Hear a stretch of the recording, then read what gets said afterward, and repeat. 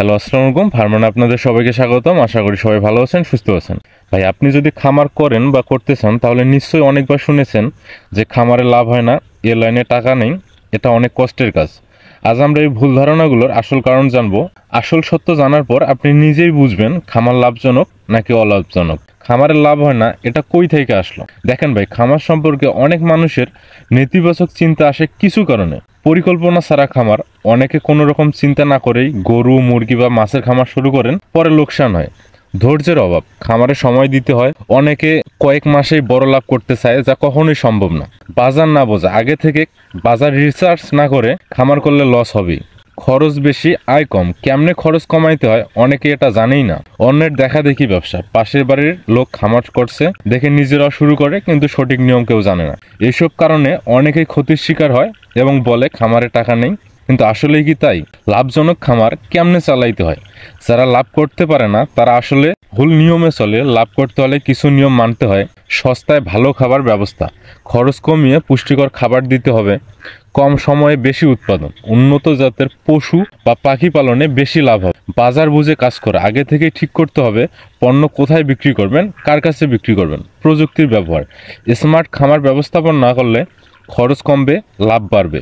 শিখতে হবে, শিখার আগ্রহ থাকতে হবে, অভিজ্ঞদের থেকে শিখতে হবে, ভুল করলে তা শোধরাতে হবে এবং পুনরায় চেষ্টা করতে হবে। যারা এই নিয়ম মানে তারা নিশ্চিতভাবেই লাভ করে। ভাই, যারা বলে খামারে টাকা নেই তাদের কি উত্তর দিবেন? যদি কেউ বলে খামারে লাভ হয় না, তাহলে তাদের বলেন আপনার জানা মতে হয় না, কিন্তু ঠিক মতো করলে হয়। আমি শিখতেছি, প্ল্যান করতেছি, ধাপে ধাপে আগাইতেছি। যারা সফল হয়েছে তাদের গল্প জানেন? আপনার ভুল আমি করব না। আপনি বিশ্বাস না করলে আমার খামারে আইসা দেখেন। যারা বলে খামার লাভজনক নয় তাদের 90% নিজেরাই চেষ্টা করে ব্যর্থ হয়েছে। তারা ঠিক নিয়ম জানতো না। তাদের কথা দমে যাওয়ার দরকার নেই। লাভজনক খামারের 5টা গোপন টিপস আমি আপনাদের বলতেছি।